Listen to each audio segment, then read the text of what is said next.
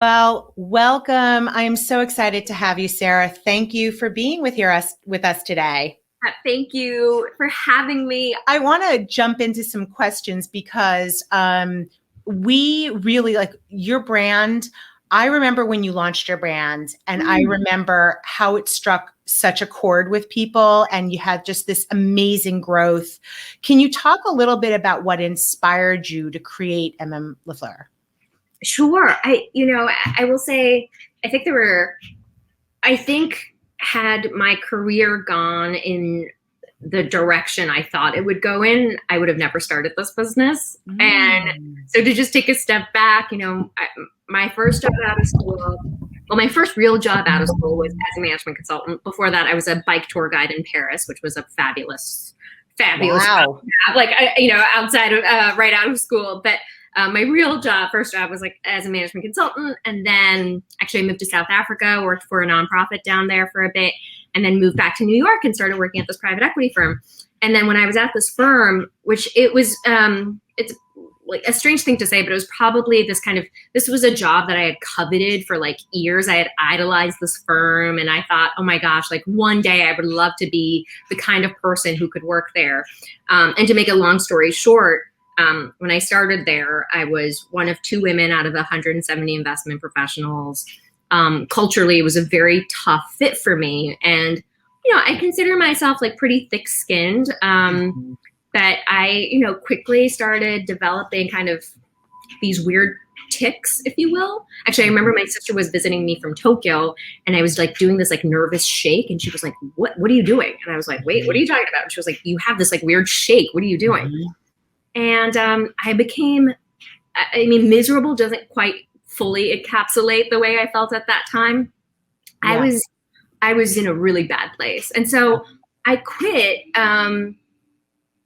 giving 2 weeks notice and without a lot of forethought. I didn't have another job lined up. And at the time, I really felt like my career was falling apart. Now, granted, I'm 27 at this point. I have a little bit of perspective to know that that is not what was happening. But in my head, I think I was so working on like crafting this perfect resume to get where I ultimately wanted to go. And it just all came crumbling down. That's what it felt like. Yeah. And honestly, that's when I thought to myself, oh my gosh, no one's going to hire me anymore. And I probably just need to go start my own thing. And so, I had this idea that women should be wearing better clothing. And specifically at that point, I was focused on, office clothing, if you will, but what is the office now? Clothing for women who worked in professional settings. I had been spending a lot of money at brands, contemporary brands that I'm sure many of your audience members have been to, but I always had to have them, taken in because the fit wasn't great or things would start to rip apart after like a year of owning it. Always had to have things dry cleaned. And so, the idea was like, could we actually make better, beautiful, practical clothing, machine washable, wrinkle resistant, but with the high end design aesthetics that you would usually only see in like a $1,000 piece of garment. And so I had always had that idea. And I think that was the point where I was like, okay, well, I've got nothing to lose. Like I've ruined my career anyway, might as well go and give it a try. And that was about 10 years ago now. Yeah, that's the story.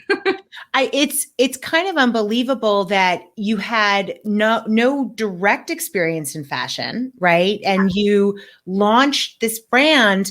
What gave you the courage to say, I'm going to do this? Because you were very well educated. I know you have a wonderful education and you have a great business background, but fashion is kind of an animal in and of itself. How did you kind of find that strength within you to say, I may not have that experience in fashion, but I'm going to do this?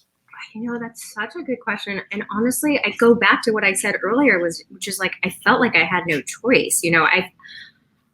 I feel like just to like kind of give you as an accurate as just a description as I possibly can about how that period was. Like I felt like I was crying on a daily basis. Mm-hmm. It was such a hard time for me emotionally. Yeah. But I just felt like I had to keep putting one foot in front of the other. And I do think in some ways, like, my management consulting training helped. And what I mean by that is not so much like the business fundamentals, but in management consulting, like, so much of what you're doing is jumping into an industry that you probably know nothing about, and then trying to get smart about it quickly, and then actually get to a point where you're able to generate some meaningful advice. Yeah. And so I had done that, like, looking at different industries. I had done that in consumer products. I had done that in insurance. At one point I became a life insurance expert, So I think there was this kind of foolish, but maybe, also not so foolish confidence within me that how hard could it be, Yeah. And a lot of people were really generous with their time. Like, I didn't know anybody in fashion. So a lot of what I was doing was I would call my mom and I would say, like, hey, do you know anybody who works in fashion? And her friend's friend happened to own a factory in India. So, like, I talked to him over Skype, and a girlfriend of mine happened to go to Parsons to study interior design. And she happened to know someone who was in the fashion department. So she introduced me to her. So, anyone who was willing to grab coffee with me and just educate me about fashion, like, I learned from them. And I think part of also the success of M.M. comes from my being a novice and, like, bringing an entirely new perspective to it, because I didn't know how things were done. So a lot of what I was doing was, like, questioning the way things were done. Mm-hmm. Mm-hmm. Yeah. And it's interesting that you say that, because I felt very much the same way when I started my business, that ignorance was bliss, that you go into it and you think, well, I can do this. I'm a competent person. I can do this, but then ignorance is bliss. So what has most surprised you about the experience of creating, launching, and running this amazing brand? I think it's how much I need to emotionally, maintain myself in order to be the kind of leader that I want to be. Mm-hmm. And I think the reason I love operating the business is really tied to, of course, I love the product and I love the brand and mission, but I think I really love working with my team. Mm-hmm. And that's the thing that really brings me a lot of energy. Mm-hmm. But when I'm in a bad place, maybe we had a bad day of sales, and believe me, like, one bad day of sales, I always joke that, like, my happiness is directly correlated to yesterday's revenue. But like, some days we have a bad streak and, like, I'm feeling down, and if I bring that energy to the team, everyone, even though I think I do a pretty decent job of, like, not emoting, people pick up on it very quickly. Mm-hmm. I think someone once told me, they were like, oh, we knew you were not in a great mood that day because you slammed a window shut. And I was like, wait, what? Like, they're watching even that, So I think always trying to make sure that I'm in an emotionally good place is very important. And so that means, like, actually, I had a moment a few weeks ago where I was like, ooh, not feeling great. And then I happened to notice on my calendar that the following day I only had internal meetings. Mm-hmm. So I said, you know what? I'm going to take the day off. Mm-hmm. I went for a massage at 10 a.m. I met a friend for lunch and had a Negroni. And I was just, like, in a much better place at the end of the day. But I do think, like, that is actually one of probably the most important things. It's just, like, keeping yourself, like, emotionally in a good place. Yeah. Well, and I love that you raised that, because, we talk to a lot of women who say that really having a self-awareness for how to treat themselves, because a lot of women, especially, if you're a mom, you really are used to taking care of somebody else before you take care of yourself. But there is a real value in looking after yourself. Mm-hmm. How do you sound like you have a very strong sense of self-awareness and understanding when do I need a moment? Yeah. Do you have a daily practice for that? Is there any advice you can offer to other women or anybody else who might be listening about maybe some tips for developing some self-awareness? I think I say this as someone who, I mean, it's probably pretty obvious by this point. Like I work with a psychiatrist, and I say obvious because I actually, the moment I started working with that psychiatrist was when that job that I had at that private equity firm was really going sideways, and I started hyperventilating, and I was like, whoa, like really bad. And so I started seeing the psychiatrist, and I think up until then, I kind of thought like, that's for like the emotionally weak. And even I remember like the first few sessions I had with her, I was like, I don't know what to say. Like, I'm so fortunate. I'm one of the luckiest people that, like what business do I have being here, like talking to you about my problems? And she's true to her style, she just said, well, why do you think you feel that way? And I think a lot of it is like recognizing like, yes, your problems may be small in the grand scheme of what's going on in the world, but actually your being happy is important to other people being happy. And I think everyone has different triggers that like put them in a better place. For me, like running is actually probably one of the most important things. And, I don't run because like I'm some super athlete and like I get, I'm not like, that's not the reason I run. I really run for my mental health. Yeah. And if I run 3 times a week, I know I can maintain a certain level of energy. Yeah. And especially when I feel like things are low, I actually maybe even run more. And then, I'm half Japanese, like in Japan, like taking a bath every night is like a very big part of the culture. So, I take a lot of baths where I put the babies to bed, and like, it's so tempting to just like sit on the sofa and watch Netflix. But like, I know that Netflix doesn't actually bring me a ton of joy, even though I feel totally entertained and God, I love it. But like, it doesn't actually make me feel so good. Yeah. So I do a lot of baths, and like, those are small things, but it does help me a lot. And I know everyone has their own thing. Those just happen to be mine. Yeah.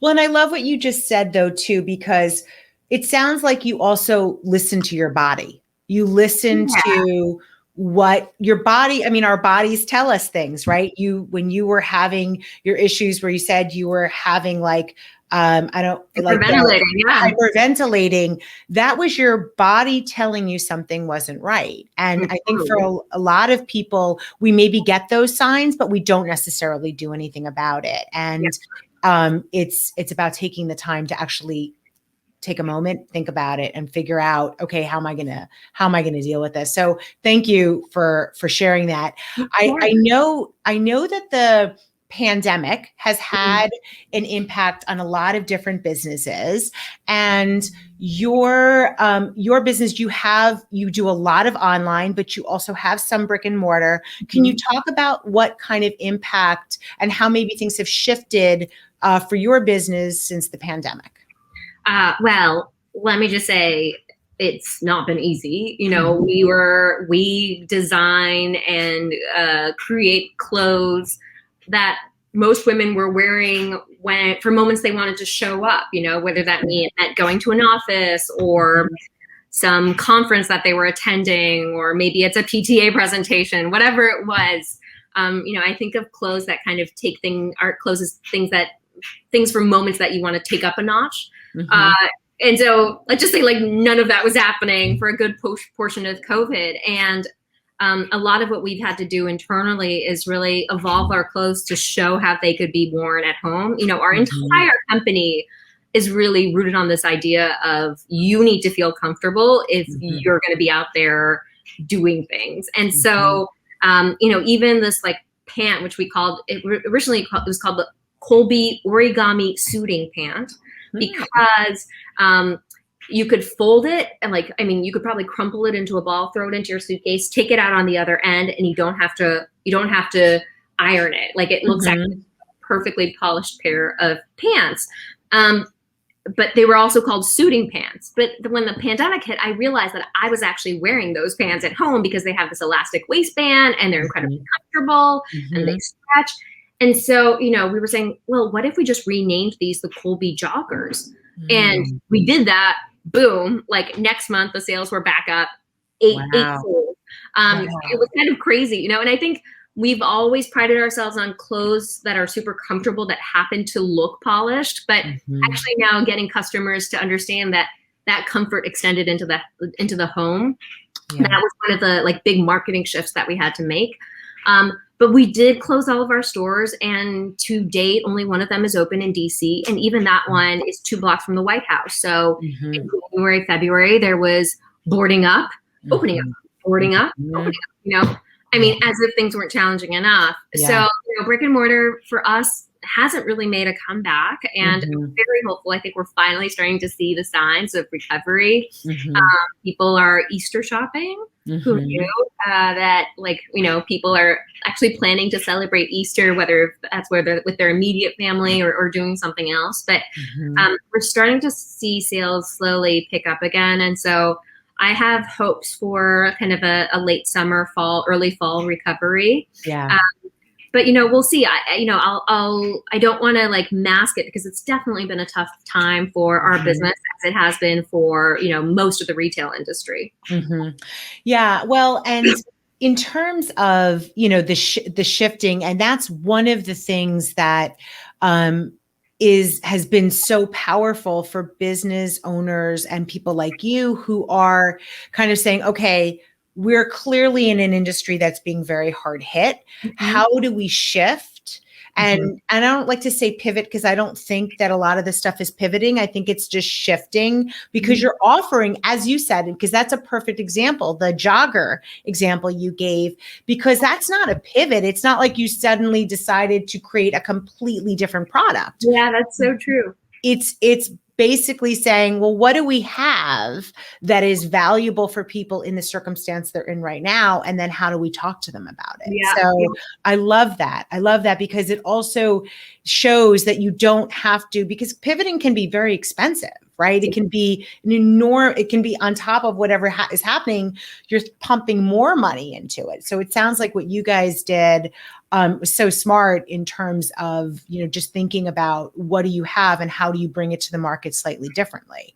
Yeah, so true. That's a very good point. And I think you've actually just perfectly described the difference between pivoting and shifting. So, well, there you go. I didn't even know that was a thing. There you go.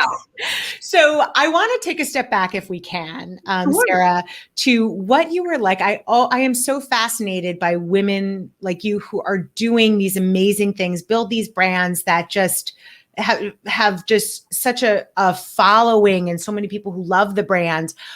I always want to know, what were you like as a child? Like, how was there? Did you always know that this is what, like, you would be a business owner? Was there something that you can share that, like, looking at you as a child would give an inkling that this is what you would be doing today? That is such a good question. And I think my parents would say no. I say that because, like, everybody in my family is either a public servant, civil servant, or worked in politics. And my mom was kind of like the odd duck, where she was in business and actually has her own business now in Tokyo, in Japan. And I kind of looked at how difficult it was to, like, run your own business. And in my head, I was just like, hell no, I'm not doing that. So, and I thought, I just, like, by way of background, like, my dad's American, my mom's Japanese, and my dad worked for the State Department. He was in the Foreign Service. So every 3 to 4 years we would move, we would be in a new place. And I think you end up, like, just becoming very aware, of things that are going on in the world. I consider myself American, but in some ways, like, I think this is why New York has been so good to me, is because I feel very connected to the world, even from this, tiny city. So I actually thought I was going to go into international relations somehow. I thought I actually specifically wanted to go work in a refugee camp. And so I spent some time working in a refugee camp in Zambia. And then even my time back in South Africa was kind of my, I thought I was going to, like, that was going to be my career shift permanently into the nonprofit sector, which obviously ended up not happening. But I do remember my parents saying, you should go be a politician because you love people. And so I think, like, even from, like, a young age, I was just, like, talking to people everywhere. And, like, I do love connecting with people. I think it's like, it's such a gift when you can have those conversations.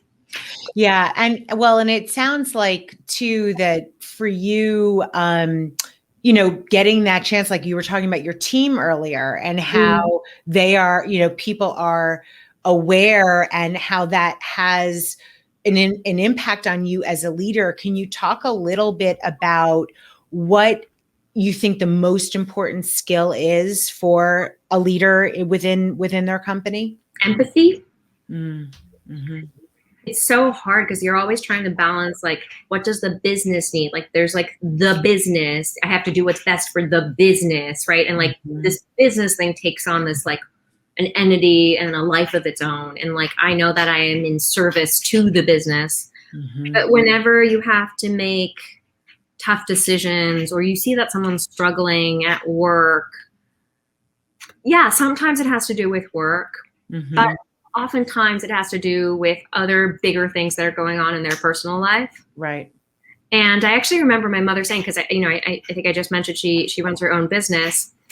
She also ran a company that's predominantly female. And I think actually I remember her saying this when I was very small. She was like, in my company, the personal and professional mix all the time, and that is okay. And I remember when I had my first job as a management consultant, it was kind of like unthinkable that the personal would interfere with the professional. Right. Your business owned you. And especially when you're like a 23-year-old analyst, like the expectation is that you give your whole self to a company. Also because you're kind of saying, this is my moment to learn. But I think it kind of ignores the reality that most people have, which is like they often have responsibilities to things outside themselves. And so I think as I've gotten older, and I also work now with people who have a lot of responsibilities, whether that means like kids, older parents, or just friends, gosh, like what would we do without friends, especially during COVID? I think it's like just realizing that this person is much bigger than the time that they spend with you, in the office or on Zoom. Right. And has that gotten more clear for you since COVID started? Has the pandemic really crystallized that more for you as a leader? I mean, Elisa, I think what you said in the beginning rings so true for me, is like, we just see each other at home now, and you see everything that's going on behind them. And like, that metaphorically, like when you see them in the office, those are the things that they carry with them. And now you see it very literally that those are the things that they carry with them. Yeah. And so I do, absolutely. I also think, while I know there's a lot of discussion about, the she session, women dropping out of the workforce, et cetera. I'm actually hoping that in the long term, this allows more women to participate in the workforce because they don't actually have to do all the work from the office. We've learned that now, right? Like being in the office does not equal being productive. Right. And also it allows hopefully for more flexibility. I mean, I think like as a new mom now, like at 6 p.m., like my laptop closes once and I like fully tend to my babies and then have dinner. And then after that, like when I need to, I hop back on. But like for me, being able to be here at 6 p.m. is just, is like, that's pure joy for me and so important to me. So I hope that's something that we'll continue to see, even post-pandemic. Yeah. And I love, you wrote a post at the end of last year on your site, talking about the fact that in 2020, it was, a very crazy year, a lot going on, obviously, as it related to COVID, but also for you, you had your babies, but you also had your beloved grandmother, Lydia, who helped inspire, right? She was an inspiration. And I have to tell you, I loved reading your post about her and what an amazing woman she was, and kind of a fashion icon. She was a model later in life, right? Later in life, after she retired from the New York Public Library, she kind of went back to her first love, which was acting, and got to do some modeling through that. And, I just like, her curiosity was kind of insatiable. And my husband he works in media. He has this interview show called Hot Ones on YouTube where these celebrities eat progressively spicier chicken wings after answering each question. I mean, it's so ridiculous. It's as kind of ridiculous as it sounds, but it's a really fun show. And on this show, like, there are all these like rappers and really like young celebrities, like, Billie Eilish, for example, on the show. And my grandmother had never heard of these people, but she would always watch, and she would always say she learned something new every single time. And she would always send my husband like a full review of each Hot Ones episode. And I think that, like, in a kind of a nutshell, like, just kind of tells you the kind of person she was, which is like, she was never like, oh, I'm too old for that. Like, she was always wanting to learn more, like, even at 94. And so yes, a true role model, and I miss her dearly. I really do. Yeah. Well, and I love what you said about her, which is also something you relate to your customers, to the LaFleur customers. You said that that her philosophy was, I intend to make my own way in the world, and that you also feel that way about your customers. Can you talk a little bit what that kind of woman is? Yeah, I think my grandmother, like, eloped with my grandfather from Maine. I think when she just had finished college, I think she was 22 or 23, came to Manhattan. Like, my grandfather was working as a super in Times Square. She was the mom to 2 young kids. And then they got divorced, like, when she was 27. And like, this was not a time when a lot of women got divorced, and she suddenly had to have a career. And she only had the kids on the weekends now because she was working Monday through Friday. And, I think in just so many ways was really an extraordinary person for her time. And I see that a lot with the customers that I meet. Our customers are just like, are not, are very thoughtful people. And what I mean by that is they're often very passionate, but it doesn't necessarily just mean that they're passionate about their careers. They really are thinking a lot about a lot of things. And of course that could be like, as much as like, how do I make sure I get dinner on the table? But then they're also thinking about big things like, okay, I think climate change is a real problem in our society, in our, in our generation. Like, what am I going to do about that? And so when I meet our customers, whether it's at a VIP dinner, or, at even on our Slack channel, we have a really great active online Slack community. They're talking about things that you would never expect, like a group of customers who were brought together through clothing to be talking about. Even when COVID hit, one of the first things they were doing was like sharing job postings with each other, because some of our customers had like lost their jobs during the first wave of the pandemic. So I think of them as like very as the old E.E. Cummings poem goes, like, they contain multitudes.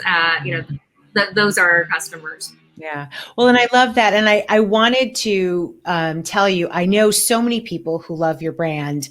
And one person in particular I was just recently talking to, a stylist friend who also is an author. She actually dresses a lot of politicians in the DC area. So she actually shared with me that you did something where you offered up the ability for women who are running for office to have. Can you talk a little bit about what you did? Yeah, that's great. I mean, so impressed.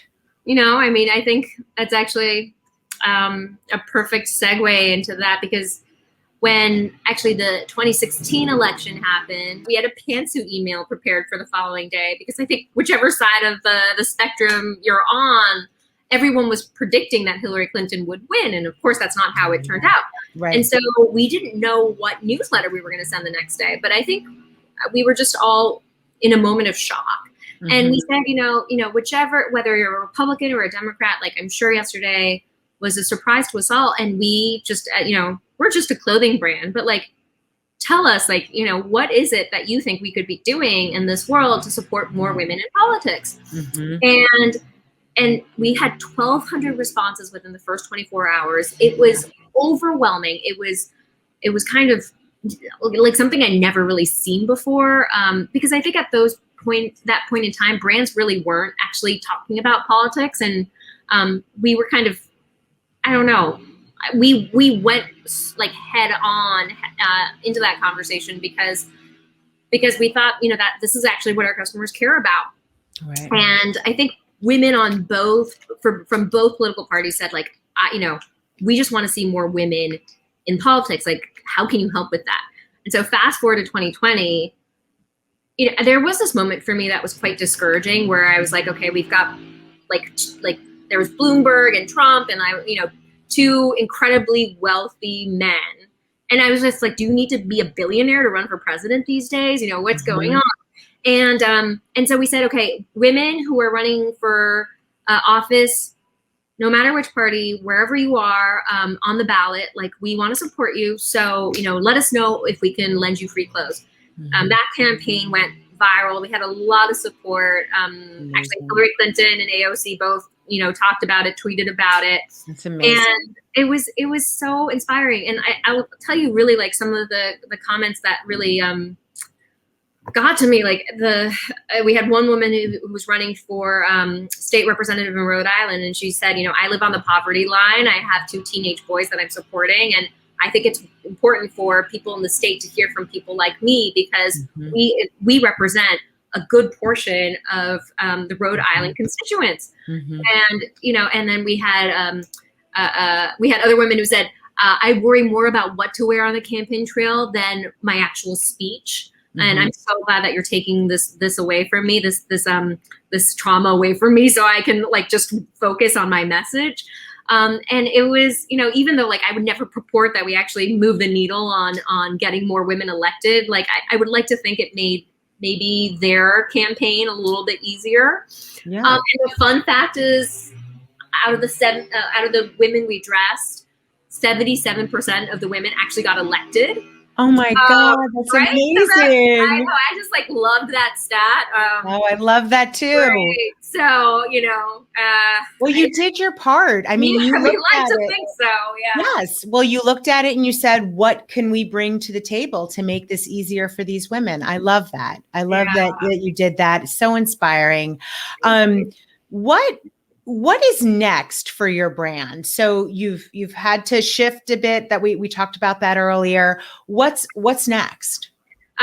Well, we really have moved into this new space. So I think women are going to be dressing differently when the pandemic lifts. We talked a lot about kind of the ability potentially to work from home for some careers. And I think we're going to be moving into, the newspapers are calling it hybrid dressing, but I actually think that's probably true. You might work from home in the morning, you might go into the office or have a meeting in the afternoon, then you might go pick up your kids. And so, I think there are these kind of barriers between your work clothes and your home clothes and your going out clothes are going to dissolve a little bit. And you're going to need clothes that kind of take you from one situation to another seamlessly. And we really want to be the leaders in that category. And so that's a lot of what we've been positioning ourselves for in terms of designing new clothing, repositioning our existing clothing, talking about kind of shifting earlier. So that's really been our biggest focus as a company. And then, we have, we actually went into T-shirts in April 2020, right as the pandemic was hitting. We planned that completely kind of separately, but we're so glad that it did announce 10% of our business. So we want to keep growing that business. Like I think there's a unique opportunity in retail right now where there isn't really one go-to retail brand. I think maybe the way I'm going to say J. Crew was in the early aughts, I think, and I would love for us to be this brand that when women think like, okay, I just want to feel better about myself. I just want to like I just want to not worry about whether I look presentable that day, and I want to bring my best self. They'll think of us like that. That's the kind of brand really that we want to be. Well, I mentioned before that I spoke to a stylist friend who told me she dresses some of her clients in M.M. LaFleur, and she said that the brand exudes presence without trying too hard, and it has very practical pieces for people who are people who travel around and need to go different places. So you have. You've built such an amazing brand in a really short period of time. The brand launched in 2013. Is that right? That's right. 2013. Oh my gosh, Lisa, thank you for saying that. I feel like I'm like the number of grays that I've grown in the past decade. I can't even tell you. It does feel like a long time, but it's unbelievable what you've accomplished. And the people, there's so many people just have such a strong affinity for the brand, and that's such a testament to what you've created and what your team has created. So I so appreciate you spend time with us. I know that that you've got so much going on, but one last question is, if people want to follow you, how should they follow you? I consider myself on the upper edge of the millennial generation, but I do have Instagram, which is Sarah M. LaFleur. So please do follow me there. Our company Instagram is M.M. LaFleur. And then actually, what I think in terms of content we're most proud of, we have this blog called the M Dash, which has I think close to 300,000 subscribers, but we really, I think, do a good job of curating content that our audience loves to read. When we think of the women we admire, it's not necessarily maybe the celebrities that you see on the cover of fashion magazines. It's people, and all due credit to them because those are careers too. But I think maybe just like a slightly different kind of career that maybe doesn't get as much spotlight in the media. Those are the people that we're putting a spotlight on, and there's a lot of fun content there. So please do check out the M Dash. Awesome. Well, thank you so much, Sarah. Really appreciate it. And I hope you get to see those babies soon when they wake up from their nap. Oh, yeah. Gosh, they've remained surprisingly silent. I'm surprised. All right. Well, thank you. Right. Take care.